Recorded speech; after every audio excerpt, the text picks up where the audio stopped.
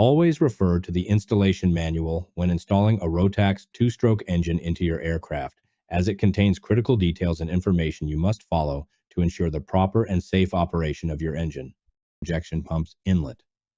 This sagging can disrupt the oil flow, a problem exacerbated as material specifically made for this purpose. Additionally, it is extremely important to use the proper. If you have any questions or inquiries regarding the installation, maintenance, or operation of your Rotax two-stroke powered aircraft, please reach out to your local Rotax authorized distributor, service, or repair center.